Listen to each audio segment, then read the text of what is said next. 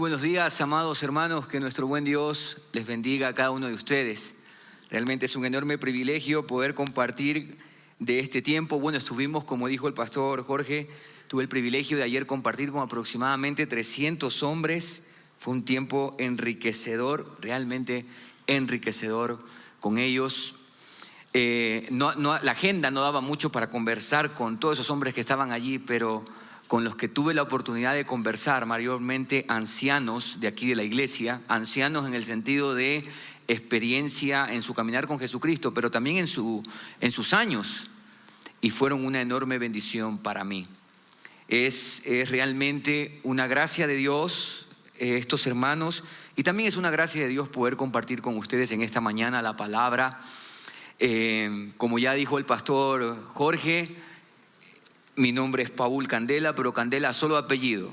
Bueno, ayer le decía a los varones que yo suelo hablar de mi vida, un antes y después de Jesucristo. Antes de Jesucristo en mi vida yo era una candela que consumía todo. Ahora en mi vida en Cristo soy una candela que calienta, que puede dar un poquito de calor en medio del frío. Así que, yo aquí en Quito, esta es una ciudad que yo amo profundamente. Yo viví aquí 14 años de mi vida. Tengo 2 hermanos que son quiteños. Uno de ellos, Dios también lo llamó al pastorado. Él ahora está, muy probablemente, ellos van a iniciar con su esposa una obra en Francia y está allá en un viaje exploratorio. Y mi otro hermano es pastor y está en Argentina, en el país de nuestro querido pastor Daniel. Él sirve allá. Y bueno, mi hermana todavía está acá con mi mamá. Y pues, como les mencionaba, yo viví aquí 14 años. Estudié en el Colegio Mejía. ¿Cuántos hay aquí que estudiaron en el Colegio Mejía? ¿Hay alguien que estudió en el Colegio Mejía acá? Levante la mano, no tenga miedo. Sí, porque los demás le van a comenzar a ver, mira, ese es del Mejía, cuidado. No, fuera de los relajos, el Mejía, al menos en mi tiempo y mucho más en quien acaba de levantar la mano, es uno de los mejores colegios. Ningún colegio en la capital tenía un laboratorio de ciencias naturales, un laboratorio de botánica, un laboratorio de zoología, cine, en fin, laboratorios de física, de química, y los catedráticos, la mayoría eran de la Universidad Central en ese entonces. Bueno, yo no me gradué en el Mejía porque a mí me expulsaron en 4º curso. Mira, ya puedes más o menos ver qué joyita esta, ¿no? Pero por la gracia de Dios estoy acá, amados. Por la gracia de Dios estoy acá. A los 22 años Jesucristo me salvó.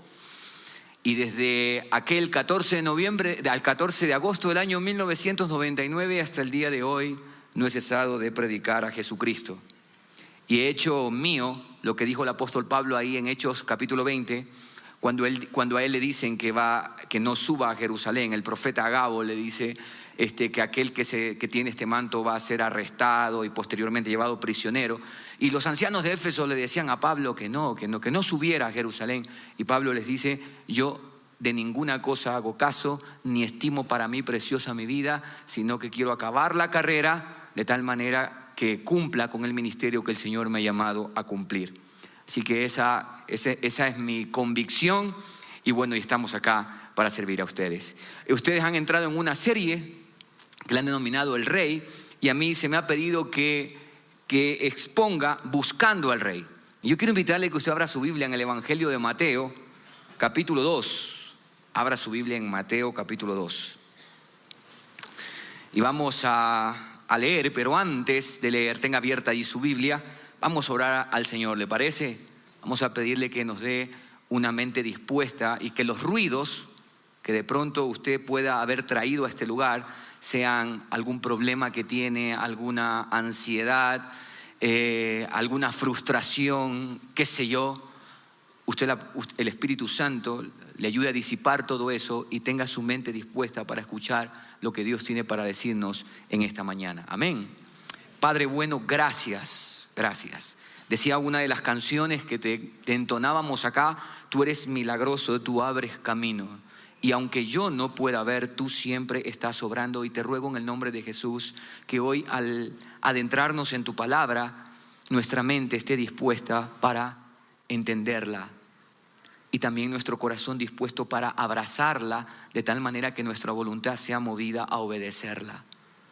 Y aquellos que están aquí en esta mañana por primera vez, o aquellos que están acá por segunda, tercera vez, o aquellos que están acá y todavía no han hecho la decisión más importante de sus vidas, que tú hables hoy, Espíritu Santo, a cada uno de sus corazones. En el nombre de Jesús, amén y amén. Mateo capítulo 2, dice la palabra: cuando Jesús nació en Belén de Judea, en día del rey Herodes, vinieron del oriente a Jerusalén unos magos, diciendo: ¿dónde está el rey de los judíos que ha nacido? Porque su estrella hemos visto en el oriente y venimos a adorarle. Oyendo esto, el rey Herodes se turbó y toda Jerusalén con él. Y convocados todos los principales sacerdotes y los escribas del pueblo, le preguntó dónde había de nacer el Cristo. Ellos le dijeron: en Belén de Judea, porque así está escrito por el profeta. Y tú, Belén, de la tierra de Judá, no eres la más pequeña entre los príncipes de Judá, porque de ti saldrá un guiador que apacentará a mi pueblo Israel. Entonces Herodes, llamando en secreto a los magos, indagó de ellos diligentemente el tiempo de la aparición de la estrella. Y enviándolos a Belén, dijo: id allá y averiguad con diligencia acerca del niño, y cuando le halléis, hacedmelo saber para que yo también vaya y le adore. Ellos, habiendo oído al rey, se fueron, y he aquí la estrella que habían visto en el oriente iba delante de ellos, hasta que llegando se detuvo sobre donde estaba el niño. Y al ver la estrella se regocijaron con muy grande gozo. Y al entrar en la casa vieron al niño con su madre María, y postrándose lo adoraron. Y abriendo sus tesoros le ofrecieron presentes: oro, incienso y mirra. Pero siendo avisados por revelación en sueños que no volviesen a Herodes, regresaron a su tierra por otro camino. En este pasaje que hemos leído, en esta porción de las Escrituras que hemos leído, Mateo sorprende con este relato. Desde el inicio del Evangelio de Mateo, Mateo va a hablar de la genealogía de Jesús. No sé cuánto ustedes saben, pero el Evangelio de Mateo es un evangelio dirigido hacia el pueblo judío. Por eso es que usted va a encontrar en el Evangelio de Mateo siempre referencias tales como: esto se cumplió esto se dijo para que se cumpliese lo que había dicho el Señor por medio del profeta diciendo. Entonces Mateo, su audiencia donde dirige el evangelio es a su propio pueblo, este pueblo judío, para que conozcan que Jesús es el Mesías que anunciaron los profetas, y por eso él menciona la genealogía. Y posteriormente, ese segundo relato que menciona Mateo al inicio es el nacimiento de Jesús. Y este aviso que menciona Mateo, que le da el ángel a José, diciendo que el niño que crece en el vientre de María es el Emanuel, el Dios con nosotros, el Dios encarnado, y que no tuviese miedo de recibirla como esposa. Y luego entramos a este tercer relato que tiene que ver con el nacimiento de Jesús, los acontecimientos que suscitaron alrededor de este. En este relato, en este tercer relato, aparecen tres personajes que yo deseo destacar con ustedes en esta mañana, porque los tres personajes tienen en sí una búsqueda del rey, pero las motivaciones por las que generalmente buscan al rey son totalmente diferentes. El primero de ellos, el primer personaje, es Herodes, el gran rey Herodes. Y Herodes, como dice la Escritura, no buscaba a Jesús para adorarlo. Nosotros dice que Herodes les miente a los magos cuando le dice: miren, vayan allá y cuando lo encuentren háganmelo saber para que yo también vaya y adore. Pero no, mira lo que dijo Dios, lo que le dijo Dios posteriormente a José en el verso 13. Dice: después que partieron ellos, he aquí un ángel del Señor apareció en sueños a José y dijo: levántate y toma al niño y a su madre y huye a Egipto y permanece allá hasta que yo te diga, porque acontecerá que Herodes buscará al niño. ¿Para qué?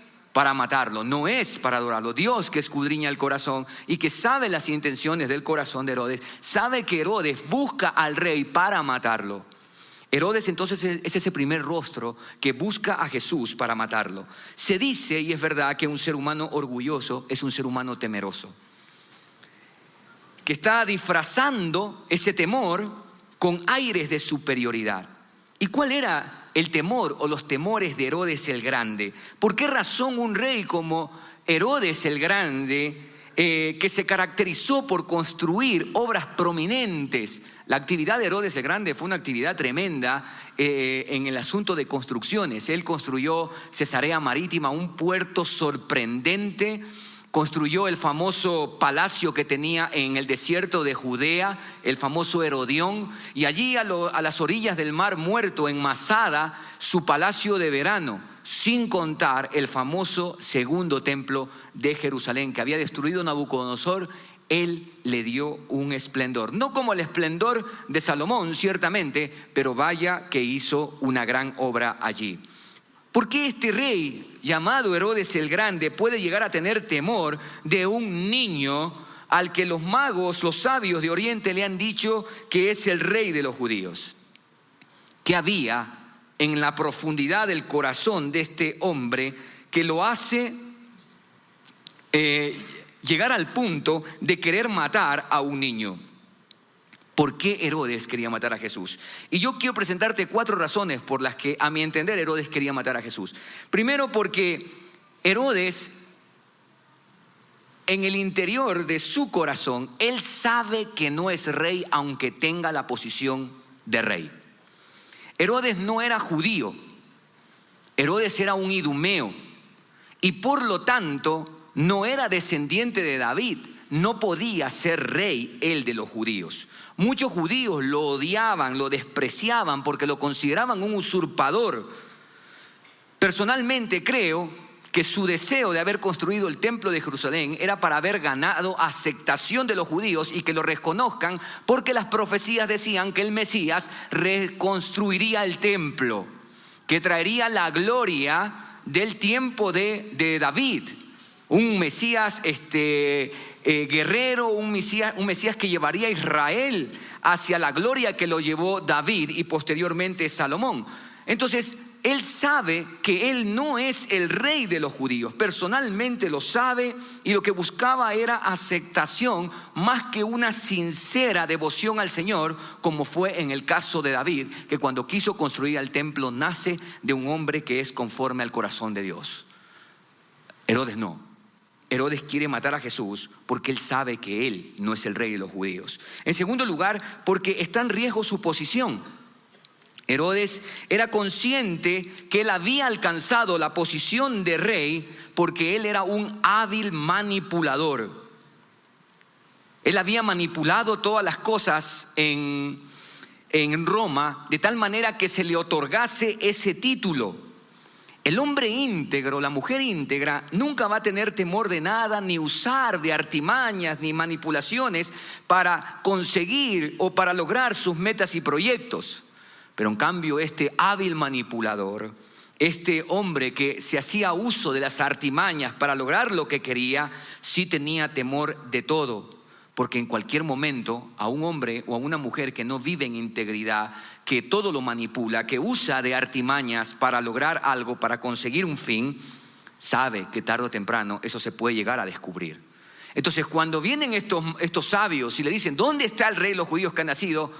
¿Cómo así? Yo soy el rey de los judíos.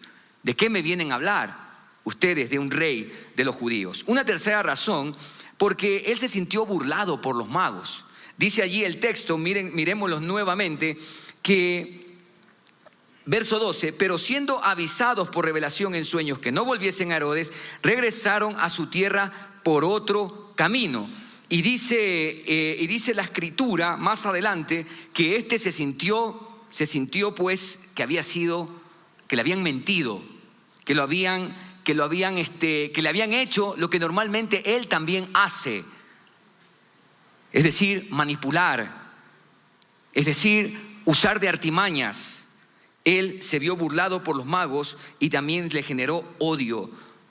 Herodes ya era un hombre cruel. Su temor le llevó no solo a matar a alguno de sus hijos, porque según los historiadores, este Herodes mató a alguno de sus hijos para conseguir la posición. Por eso es que en Roma había un dicho, que era mejor ser un perro de Herodes que un hijo, porque este tenía más compasión de los animales que de sus propios hijos. No se sabe la cifra exacta de niños que mató este hombre cruel en Jerusalén, pero sí que fueron bastantes, porque mira, si el niño ha nacido No es que esté bien lo que voy a decir por si acaso, pero él dijo de 2 años hacia abajo. El niño recién había nacido. ¿Por qué no decir busca a todos los infantes, los que recién han nacido en esta última semana y acaben con la vida de ellos? Pero para no equivocarse, él manda matar a los niños de 2 años hacia abajo. Y el verso 16 dice, mira, a Herodes entonces cuando se vio burlado por los magos, se enojó mucho y mandó matar a todos los niños menores de 2 años que habían en Belén y en todos sus alrededores, conforme al tiempo que había inquirido en los sabios o en los magos. Un rey perverso, un hombre cruel, un ser violento. Se suele decir que todo ser temeroso es violento. La violencia no siempre se manifiesta en la noche a la mañana con agresividad. A veces hay una violencia pasiva que posteriormente se manifiesta cuando se tiene cierta posición, cuando se llega a cierta condición, pueden manifestar todo lo violento que son. Por eso es que el poder no corrompe, en el sentido de que el poder simplemente manifiesta lo que un hombre es. Así como el dinero, si el dinero corrompe, bueno, el dinero no es el problema. El dinero no corrompe. Lo que lo corrompe es la manera como manejas. Amar el dinero, amar las riquezas. El dinero lo que hace simplemente es revelar lo que sucede en el corazón del hombre. Para mí esta pandemia que nosotros vivimos en el año 2020, fue una especie también como los reactivos que le ponen a la sangre para identificar qué es lo que tiene. La pandemia se convirtió en un reactivo para poder ver en la profundidad de los matrimonios y de las familias lo que estaba sucediendo. Y no sé en la realidad de ustedes, pero en el caso de la iglesia donde yo sirvo, el lugar donde yo sirvo, matrimonios terminaron. Nos dimos cuenta de una profunda falta de piedad de parte de hombres, de mujeres, en fin, hacia los hijos. Toda esta realidad nos evidenció la pandemia y se convirtió en una especie de cernidera, porque ahí también se evaluó la fe. Mucha gente con temor a morir, cristianos con temor a morir. Y nosotros vemos algo muy distinto cuando Pablo se enfrenta a la muerte. Pablo dice, para mí el vivir es Cristo y el morir es ganancia. Pero nos encontrábamos con cristianos temerosos de la muerte, cuando la muerte es el camino o la transición para estar con nuestro Salvador por siempre y para siempre. En cuarto lugar, la cuarta motivación por la cual Herodes quería matar a Cristo es porque, a diferencia de Juan el Bautista, que aceptaba y reconocía su posición, Herodes no es capaz de aceptar lo que se le ha dado o lo que ha conseguido. Herodes es un hombre muerto espiritualmente. A mí me llama la atención que él hace venir a los sacerdotes y escribas para que le digan dónde nacería el Mesías. Por supuesto, estos hombres le responden dónde nacería por las Escrituras, le dan la información, pero él no quiere saber dónde nace el Mesías para ir y adorarlo. Para él las Escrituras no son para obedecerla, simplemente informarse para poder conseguir sus metas, sus propósitos. Bueno, Herodes representa, amados, a todos aquellos que buscan a Jesús, pero lo buscan porque aman el poder, la posición y el placer. Judas es un claro ejemplo. Él amaba la posición, él amaba las riquezas. Él quería saber, bueno, si Jesús es el Mesías, ¿dónde me va a ubicar a mí? ¿Y qué voy a ganar en el puesto que me ponga? Hay gente que busca a Jesús por el poder, la posición y el placer. Hay gente que quiere saber de Jesús y Herodes representa a esos no porque tengan deseos de adorarle, sino porque tienen deseos de matarle, porque el mensaje de Jesús se contrapone a su estilo de vida. Entonces quieren buscar algo. Mira que hay gente que trata de buscar algo en Jesús, una falla en Jesús. ¿Para qué? Para simplemente decir, ahí está, no sirve. Pero hasta ahora, en más de 2000 años de historia, nadie ha podido encontrar una evidencia que pueda decir algo malo acerca de Jesús. Tratan de negar su existencia, pero realmente en los tiempos que vivimos esa es la más grande de las ignorancias, porque la evidencia secular es abrumadoramente grande. Evidencia secular. Es decir, no cosas que sacamos de la Biblia, no de autores bíblicos, sino que gente de ciencia, de arqueología, de historia, pues manifiestan que Jesús fue un personaje histórico real. No es ficticio, es real. Herodes es el rostro de todos aquellos que disfrazan su temor con orgullo. Y no hay nada más nocivo para la humanidad que hombres que por el temor a perder lo que en su mentalidad es su razón de ser, hay gente que ha hecho de su razón de ser su posición económica. Y cuando viene la quiebra se suicidan, porque su razón de ser ha sido su estabilidad económica. Hay gente que ha hecho de su posición en la sociedad también su ser. Es como que si yo hiciese o basase mi identidad en mi posición pastoral. No, mi identidad no está basada en mi posición pastoral. Yo en algún momento voy a ir menguando y dejar de ser pastor, pero nunca voy a dejar de ser un hijo de Dios. ¿Sí? Nunca, jamás. Esa es mi identidad. Pero cuando yo hago de mi identidad la posición, entonces yo me aferro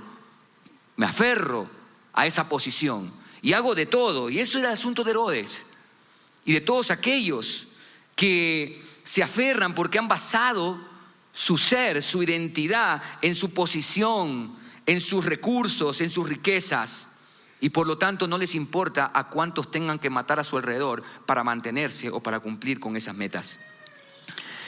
Herodes, amados, es el rostro de una humanidad que celebra el nacimiento de Jesús con villancicos, pesebres, cenas, regalos, etcétera, pero que con sus hechos le aborrece y le niega. Mira que hoy en la mañana estaba mirando una publicación y era una fotografía que estaba un pesebre y en el pesebre había un PlayStation, estaba una botella de alcohol, un tocadisco y el bebé estaba fuera del pesebre, lo habían tirado. Y no la pude bajar, se me pasó rápidamente porque hubiera sido bueno verla, porque aunque grotesca la imagen, sí evidencia la realidad de esta sociedad. Una sociedad que se mueve para celebrar estas fechas, el consumismo lo que la bandera, el hedonismo lo que la bandera, pero Jesús está fuera de la Navidad, totalmente fuera. Herodes es el rostro de hombres que se han elevado a la posición de reyes y que pretenden acabar con todo aquello que les lleve a reconocer su condición. El mensaje de Jesús es: el hombre es pecador y está perdido. Está perdido. Y eso es un mensaje duro para hombres y mujeres que se han elevado a la posición de reyes o de dioses. ¿Jugamos a ser Dios? Sí, los seres humanos jugamos a ser Dios. El segundo rostro está representado por los sacerdotes y los escribas. Estos buscan a Jesús por religiosidad, pero no tienen relación alguna con Él. Los sacerdotes y escribas son el rostro de la religiosidad. Ellos conocen intelectualmente las Escrituras. Yo digo, amados, ellos debieron haberse alegrado porque el motivo de su esperanza había llegado. Si Herodes viene a decirles qué dicen las Escrituras al respecto, ellos le manifiestan, debieron haberse alegrado de que la esperanza judía había llegado. Pero no, ellos se turbaron, así como toda Jerusalén se turbó con Herodes, así igualmente también se turbaron. Ellos simplemente le respondieron a Herodes la pregunta y nada más. Para estos sacerdotes y escribas, como bien lo dijo Jesús más adelante, las Escrituras para ellos son palabra de Dios, sí, pero han perdido toda confianza en ellas. ¿Por qué? Porque ellos se han acomodado en su status quo. Se han acomodado al templo y no al Señor del templo. Y Jesús les dijo: este pueblo de labios me honra, pero su corazón está lejos de mí. Estos son los típicos que saben, pero no actúan en concordancia con lo que saben. Saben, pero no actúan en concordancia con lo que saben. Viven desconfiados de todos, viven desesperados y también desilusionados. Seguramente usted ha escuchado del padre del comunismo, Karl Marx. No sé cuánto usted sabe un poquito la historia de Karl Marx. Karl Marx fue quien popularizó la frase de este filósofo y teólogo alemán Bruno Bauer, un filósofo y teólogo de la línea de Hegel, y es este hombre que dijo: la religión es el opio de los pueblos, y Marx la popularizó. El sentido de la misma, de esta frase, es manifestar que las religiones en el tiempo de Karl Marx eran como especie de sedantes o narcóticos que creaban una felicidad ilusoria en la sociedad. La religión era una especie de droga que contribuía a evadir al hombre de su realidad cotidiana. Prejuicios detrás de los que se ocultaban los verdaderos intereses del capitalismo, decía Marx. Marx combatió la religión degradada de su tiempo porque creía que alienaba al ser humano y no satisfacía sus verdaderas necesidades. Pensaba que con tal religión solo servía para persuadir a los individuos de que el orden actual de la sociedad era inevitable, la sociedad ya está así y no hay nada que hacer, es irremediable, y por lo tanto basaban sus deseos de justicia, sus deseos de felicidad en un mundo que no es este, decía Marx. Si usted desea conocer un poquito más de la sociedad de Karl Marx, hay un buen libro o hay una buena película que usted puede ver, Cuentos de Navidad, donde se relata la historia de este personaje Scrooge. No sé cuántos la han visto. Charles Dickens, contemporáneo, y él escribe acerca de esa sociedad. Una sociedad religiosa, sí, totalmente religiosa, pero que esa sociedad religiosa no hacía mayores cambios en la sociedad, como lo vemos hoy, amados. Nuestro Ecuador es una sociedad en donde domingo a domingo la gente se vuelca a los templos, independientemente de la confesión religiosa que hagan, el asunto, van a los templos. Pero Ecuador es uno de los países más corruptos de Latinoamérica. Pero en el Ecuador tenemos violencia. Y no me refiero solamente a la violencia que estamos experimentando hoy en la delincuencia, el sicariato, en fin. Me refiero a la violencia desde los hogares, la violencia intrafamiliar, la violencia de los padres hacia los hijos, entre cónyuges, en fin, violencia. No obstante, es un país que podríamos considerar religioso. Este no es un país como Uruguay, ¿sí? que es profundamente ateo. El porcentaje de cristianismo en Uruguay es poquísimo. Este país no.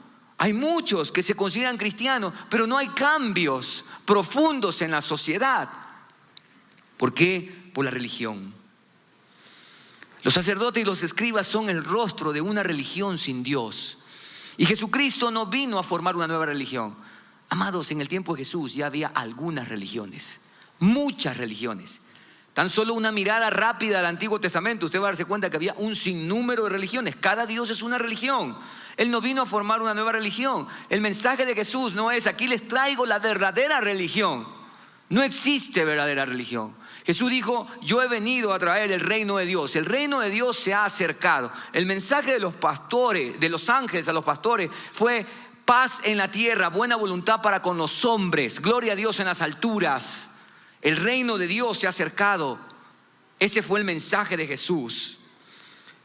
Los sacerdotes y los escribas son el rostro de una religión apartada de la sociedad. Es decir, que piensa o que mide la espiritualidad solamente en las paredes de este lugar. Hoy hablábamos con una familia, con los pastores acá, una familia que llegó por primera vez, y les decíamos que la espiritualidad tiene que ver en todos los ámbitos de la vida. Jesús es el Señor en todos los ámbitos de la vida.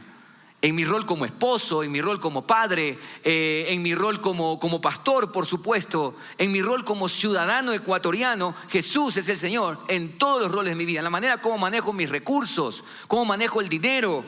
Los cristianos, los hijos de Dios, aquellos que nos hemos rendido al señorío de Cristo, la forma como manejamos la vida y los recursos es diametralmente opuesta, porque está basado en lo que Dios ha establecido en su palabra. Para nosotros la palabra no es letra muerta como los escribas y fariseos. Para nosotros la palabra no es algo en que tenemos desconfianza, duda o desilusión. Para nosotros la palabra de Dios es eso, palabra de Dios, vida para nosotros. Los escribas y fariseos son el rostro de hombres y mujeres que conocen las Escrituras, pero que no creen que ellas pueden transformar la vida y por ende la sociedad. Porque son las Escrituras que transforman la vida. Yo le decía ayer a los varones que a mí cuando Jesucristo vino a mi vida y yo comencé a crecer en la iglesia donde yo sirvo es donde yo nací, donde yo he crecido y donde yo hoy estoy pastoreando. Y a mí me dieron un solo consejo, me dijeron: Paul, vaya a leer su Biblia. Amados, a mí no tuvieron que decirme que yo tenía que alejarme de la inmoralidad sexual, que yo tenía que comenzar a manejar el dinero de una manera distinta, porque en los 6 primeros meses de mi caminar, de mi nueva vida en Cristo, de haber nacido de nuevo, como llamamos a la regeneración, yo había leído 2 veces ya el Nuevo Testamento. Eso le decía a los varones, yo lloraba porque me daba cuenta por qué me había ido tan mal en la vida. Primero porque leí: honra a tu padre y a tu madre para que te vaya bien y seas de larga vida sobre la tierra. Yo los había deshonrado a ambos y lloraba y veía las consecuencias de mi vida, pero también la gracia de Dios al haberme perdonado, la palabra de Dios. Los sacerdotes y los escribas son el rostro de una religión cómoda en sus estructuras, que no sale a adorar a través de la propagación del evangelio, a decirle al mundo que ha nacido el Salvador. Amados, Cristo nos salvó a nosotros, no solamente para un domingo congregarnos acá, sino que para que en todos los ámbitos de nuestra vida nosotros le digamos a este Ecuador, a las personas que están a nuestro alrededor, que Cristo Jesús es el Dios hecho hombre, es el Salvador del mundo. No hay otro, que no hay salvación en ningún otro, porque no se nos ha dado un nombre bajo el cielo en que podamos ser salvos, sino solamente en el nombre de Jesucristo. Y por último, para terminar, el tercer rostro de los que buscan a Jesús, por supuesto, son los sabios de Oriente. Ellos buscan a Jesús para adorarlo. Estos magos o sabios, como lo traduce la versión Dios habla hoy, eran hombres de ciencia. No son magos que hacen magia, por si acaso. Por eso hablo de esta traducción que menciona sabios. Estos hombres eran hombres de ciencia, especies de astrónomos, diríamos hoy, serían la NASA de ese tiempo, más o menos. Estudiaban los astros, hombres de ciencia. Hay una pregunta que rodeaba mi cabeza mientras yo escribía para compartir con ustedes este pasaje. ¿Cómo estos hombres pudieron identificar una estrella y creer que esa estrella los guiaría? Imagínate, hay algo especial y no puedo llegar a otra conclusión, que es la fe. Estos hombres, de una forma que no podría decirles más, podría estar, seguro voy a especular en algunas cosas, aunque no muy apartado de la realidad. Según los historiadores, estos hombres venían de Oriente. Es muy probable que hayan sido caldeos. Y usted sabe que hubo deportados de Jerusalén cuando incursionó Nabucodonosor y posteriormente destruyó Jerusalén, y los llevaron a Babilonia. Y allí tenemos al profeta Daniel. Y Daniel fue muy influyente, no solamente en el reino babilónico, sino también en el reino persa y aún en el reino de los griegos, muy probablemente. Entonces, la influencia de Daniel y los escritos de Daniel, porque seguramente Daniel escribió mucho, dado que la arqueología bíblica encontró que el libro de Daniel está totalmente escrito en arameo, ni siquiera en hebreo. El hebreo es más antiguo que el arameo. Por lo tanto, creo yo que ellos tuvieron influencia de los escritos de Daniel y pues sí, del Antiguo Testamento. Y allí en el Salmo 19, quizás usted lo sabe de memoria, si no abra su Biblia, dice que los cielos cuentan la gloria de Dios y el firmamento anuncia la obra de sus manos. Un día emite palabra a otro día y una noche a otra noche declara sabiduría. No hay lenguaje en él ni es oída su voz. Y yo creo que estos hombres indagaron profundamente en esto y Dios los guió. Aquí es donde yo veo la similitud y la no discrepancia entre la ciencia y la fe, que hoy nos hacen creer a nosotros que no hay ninguna similitud entre ciencia y fe, que son dos cosas aparte. No, amados. ¿Sí? Fe y ciencia están íntimamente relacionados. ¿Por qué? Porque Dios es el Dios de la ciencia. Proverbios dice que Él da la inteligencia, que Él da el conocimiento, que Él da la sabiduría. 3 palabras que hablan de todo lo que tiene que ver con la ciencia. Y tal como dijo Pedro cuando se encontró en el sorprendente evento con Cornelio, ahora me doy cuenta que Dios no hace acepción de personas, sino que en todo lugar se agrada de aquellos que le temen y hacen justicia. Dios tomó a estos paganos porque son de Oriente, no son parte del pueblo de Dios. Como dice Juan, el pueblo de Dios más bien no lo reconoció, y estos que no son el pueblo de Dios reconocieron a Jesús, dándonos una esperanza a nosotros de que más adelante en la historia, nosotros que no somos ese pueblo de Israel, esos descendientes de Jacob, pero somos el Israel de Dios en Jesús. El Señor guió a estos sabios seguro por su corazón humilde y temeroso de Dios. Son el rostro de la humildad y a la vez, como digo esto, de la verdadera ciencia que no busca destronar al Señor de su creación, sino que aprende de su Señor a través de ella y descubre a través de la creación su majestad y le adora cuando se encuentra con Él. Los sabios son el rostro de hombres y mujeres que vienen a Jesús no para conseguir cosas de Él, sino para adorarle, para ser desnudados por su luz y salvados por su gracia. Los sabios son el rostro de hombres y de mujeres que no demandan de Dios, que no buscan algo que Dios les dé. Ellos más bien se ofrecen. Así como estos trajeron oro, incienso y mirra, y más allá del material, es del simbolismo que esto tiene. El oro como material es imperecedero, el incienso como aroma nada se le compara, y la mirra como ungüento es eficaz. Jesús es todo esto. Jesús es el Rey, el que se merece absolutamente lo mejor, y lo mejor en nuestras vidas es nuestra juventud. Hay gente que dice: yo voy a servir a Dios cuando ya esté más viejo. Amados jóvenes que están acá, la mejor manera de invertir nuestra juventud es ahora, rindiendo nuestra vida a Dios. De cuánto dolor, no te imaginas, Dios te evitará si Él es el centro de tu vida. E invertir todo el vigor, toda la fuerza, todas las ganas que tiene la juventud en Él. Es digno de que entreguemos nuestra vida. Es digno de que nosotros seamos ese incienso ahora, esa ofrenda que sube a Él como olor fragante, que es nuestra vida rendida. Y Él es el ungüento para nuestra vida. Él es la mirra para nuestra vida. Él es el perfecto sanador a nuestro dolor. Ese es el Rey que nació en Belén. Termino con esto. Para Herodes, hermanos, Jesús era un obstáculo que había que eliminar, que había que matar. Para los sacerdotes y escribas, un ser sin importancia al que hay que ignorar. Pero para los sabios de Oriente es el Rey de Reyes que hay que adorar. Que hay que adorar. Es digno de nuestra adoración. La pregunta final es: ¿por qué tú buscas a Jesús? ¿Por qué tú buscas a Jesús? ¿Cuál es la motivación que te lleva a buscar a Jesús? ¿Por qué estás acá en esta mañana con nosotros? ¿Qué ha movido las fibras de tu corazón? ¿Por qué buscas a Jesús? ¿Cuál es tu motivación para buscar al Rey? Quiero invitarte a aquellos hombres y mujeres que todavía no han rendido su vida a Jesús y que quizás las motivaciones por las cuales le están buscando sean porque quieren demandar algo, quieran que solucione algo.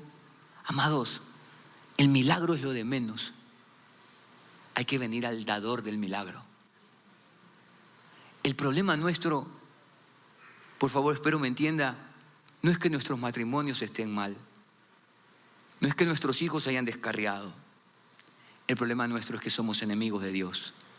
Y la única manera de ser reconciliados es a través de ese bebé que nació en el pesebre y que murió en la cruz del Calvario. El varón de dolores, el experimentado en quebranto, que tomó su lugar y el mío y que derramó su sangre para darnos perdón y una vida nueva, reconciliarnos con Dios. Una vez que nos reconciliamos con Dios, las cosas vienen a ponerse en orden. El caos de nuestra vida toma orden. Mira que Génesis 1:1 dice que en el principio creó Dios los cielos y la tierra. Y el verso 2 dice, y la tierra estaba desordenada y vacía. Hasta que el verso 3 interviene Dios y comienza a poner orden. Así es nuestra vida. Un caos. Cuando Dios interviene, pone orden. Necesitamos a Dios. Necesitamos un Salvador, que es Cristo el Señor. Jesucristo está en su vida. Si Jesucristo no está en su vida, venga hoy a Él. Vamos a orar. Les invito a ponerse de pie. Y vamos todos a cerrar nuestro rostro, a cerrar nuestros ojos, inclinar nuestro rostro. Cerramos los ojos para no distraernos nada más. Y este es un tiempo especial entre tú y Dios. Que no te importe el que está a tu alrededor. Es un tiempo entre tú y Dios. Tú has escuchado la palabra. Si de pronto por alguna razón se te dificulta cerrar los ojos, inclina tu rostro en actitud de reverencia. Y allí donde tú estás, si en esta mañana hay personas que todavía no se han rendido al Rey que nació en el pesebre y que creció y a los 33 años entregó su vida como sacrificio por cada uno de nosotros, que derramó su sangre para darnos perdón y una vida nueva, y que nos hace un llamado a arrepentirnos y creer en Él. Si tú no has hecho esa decisión y hoy quieres rendirte y venir al Rey con esa sola motivación para adorarlo, para rendirle tu vida, para ofrecer toda tu vida, para declarar con tus labios que Él es tu Salvador, apropiarte de su sacrificio y rendirle tu vida y declararlo como el Señor de tu vida, puedes decirle al Señor, como yo lo voy a decir desde acá, o lo puedes decir en tus propias palabras. Mi oración no salva a nadie, es tu decisión. Si tú deseas hoy venir a Él, puedes decirle al Señor así: Padre Celestial, gracias por darme la oportunidad de escuchar la buena noticia del Evangelio. Yo sabía por conocimiento intelectual que tú habías venido a este mundo y que habías muerto, pero no entendía la profundidad de esa obra. Hoy, al saber que moriste por mí, que tomaste mi lugar en la cruz, yo te pido perdón. Y hoy te rindo mi vida. Hoy declaro con mi boca que Jesucristo es mi Salvador. Me apropio de la obra hecha por mí en la cruz y declaro con mi boca que Él es mi Señor. Hoy vengo a postrarme para adorarte, Señor. Hoy te entrego mi vida. Hoy te rindo todo lo que yo soy, todo lo que yo tengo. Hoy reconozco que te pertenezco, me rindo a ti. Y mientras todos estamos orando, por favor, todos estemos orando, o incline su rostro. Si hay alguna persona en esta mañana y tarde ya que hizo esta oración, que tomó esta decisión con valentía, yo quiero pedirte que salgas de tu lugar y ven hacia acá. Quiero orar por ti. Con toda valentía, ven a este lugar, sal de allí. Toda la iglesia, por favor, le pido orar. Este es un tiempo de reverencia y de profunda crisis para aquellos que van a pasar. Dios te bendiga. Con toda confianza, Dios te bendiga. Si hay alguna persona más que entregó, que rindió su vida a Jesucristo, ven con toda confianza y a la iglesia ore por los que están acá. Dios te bendiga. Venga, que aquí está. Jesús dice: el que a mí viene, yo no le echo fuera. No tenga temor para nada. Dios te bendiga.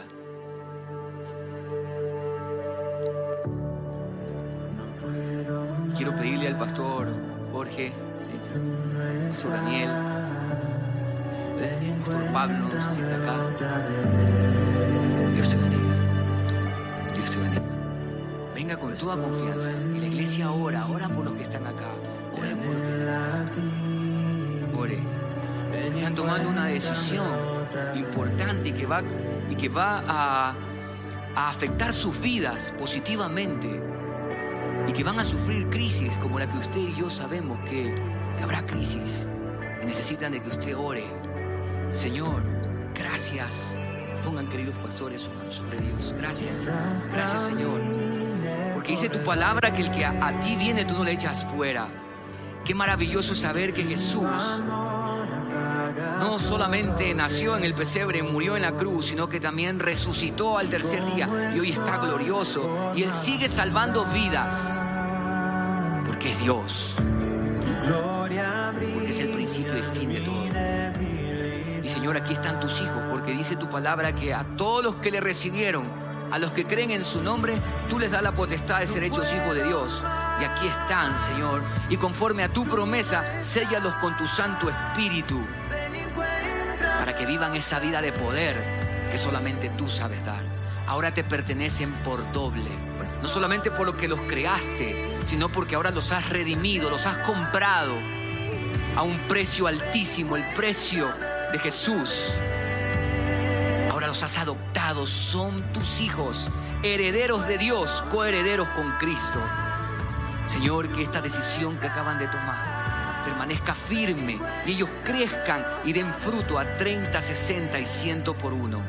Gracias por la obra que tú vas a hacer en sus vidas, por la obra que has hecho desde antes de la fundación del mundo, porque aun cuando ellos no te conocían, tú sí los conocías y conoces todo su caminar. Gracias, Señor. Hoy empieza una nueva vida. Ya no estarán solos nunca más, porque Jesús ha prometido: yo estoy con ustedes todos los días hasta el fin del mundo. Podemos tener esa certeza y esa confianza en tu palabra. Que tu palabra, Señor, sea la fuente inagotable de dirección y de luz para sus vidas. Gracias, Padre amado, en el nombre que es sobre todo nombre, en el nombre de Jesús. Amén y amén.